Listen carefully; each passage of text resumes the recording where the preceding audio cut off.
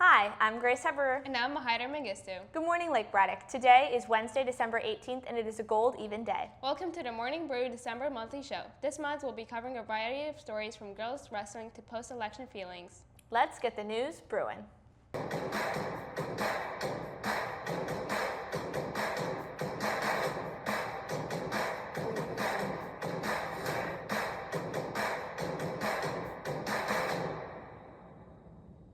Girls wrestling moves onto the mat as the newest VHSL sport. Girls wrestling has become a newly established VHSL sport and has taken action in the Lake Braddock community.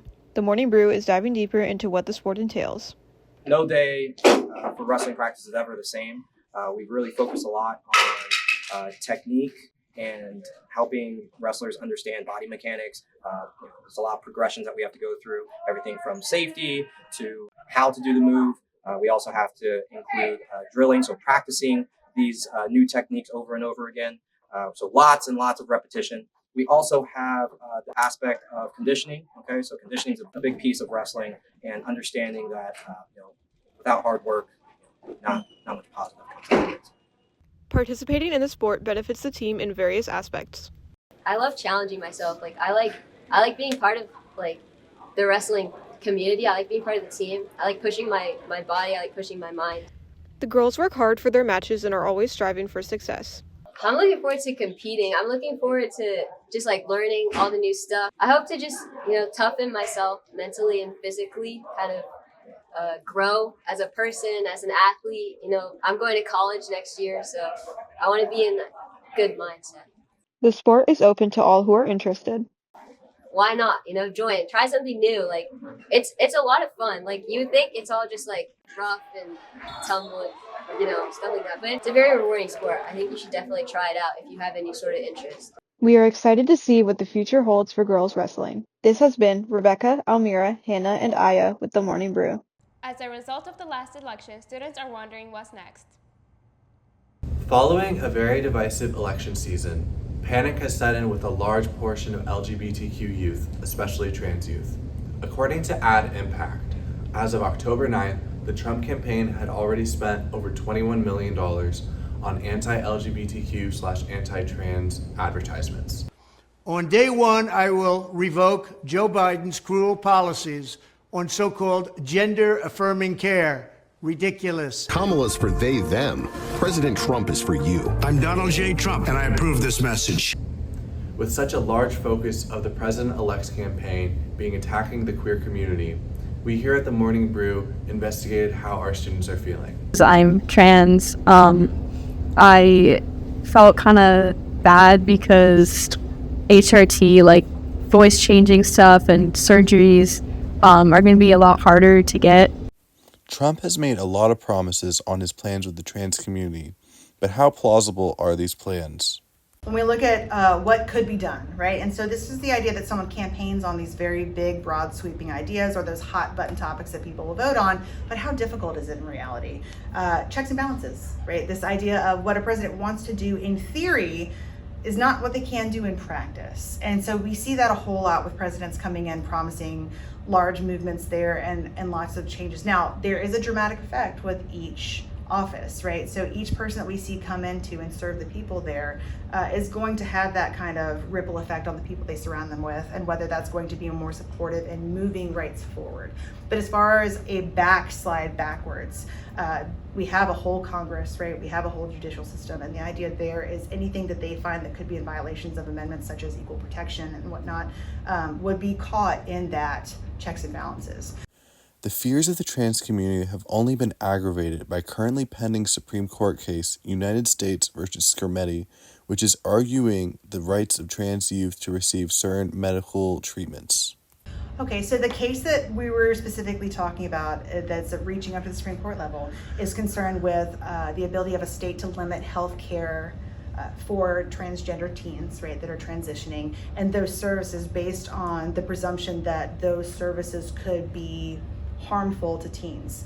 And the pushback there is the idea that we see this violation of the 14th Amendment, right, with that equal protection. So the concern would be, if this does pass because of a traditionally conservative majority at this point, what could be a slippery slope?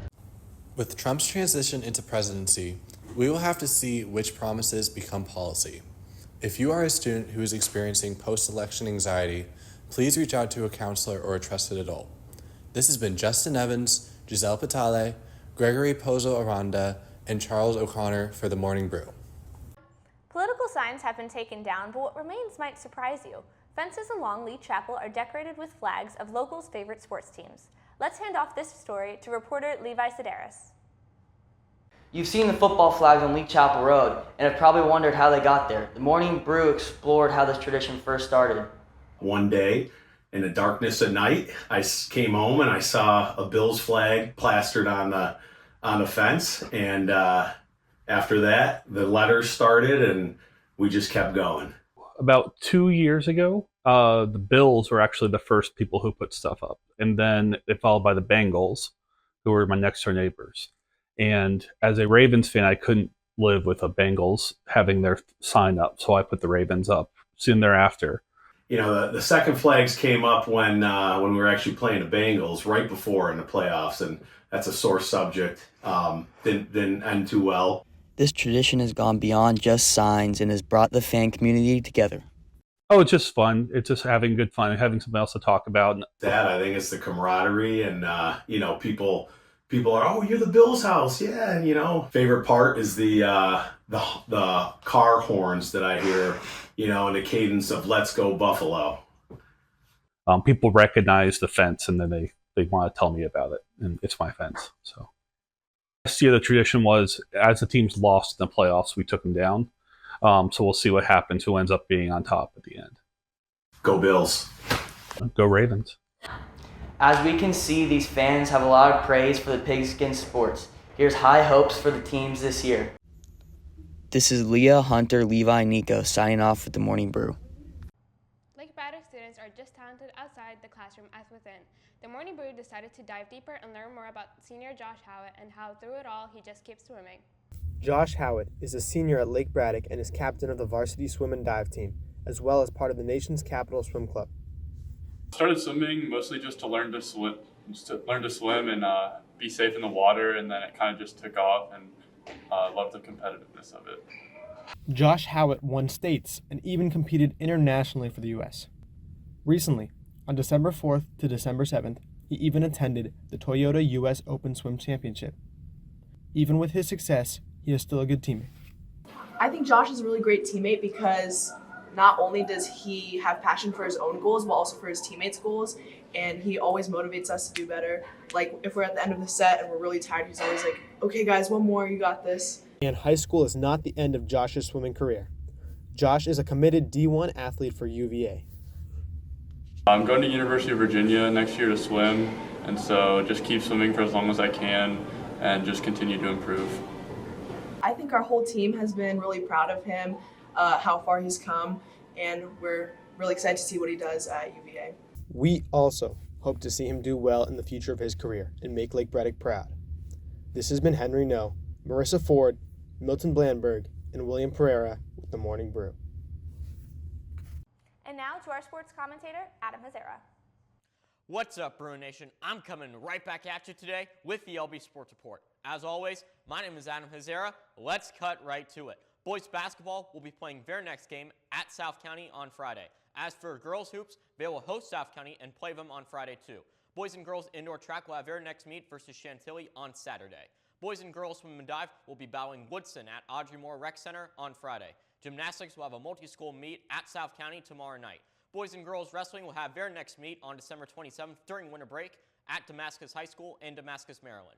Good luck from even miles away. Congratulations to Bruins cheerleader and the Morning Brew's own Caroline Copes for earning all-state honors in cheerleading. You cheered out like a clapping conga player. But best of luck goes out to everyone else in their respective matchups coming up. Well, that's all the news I have for you guys today. For the Morning Brew, this is Adam Hazara signing off. And remember to keep tuned in because you just got to keep catching it all. Here are your teacher and senior happy days. If you see these teachers or seniors in the hall, please wish them a happy day.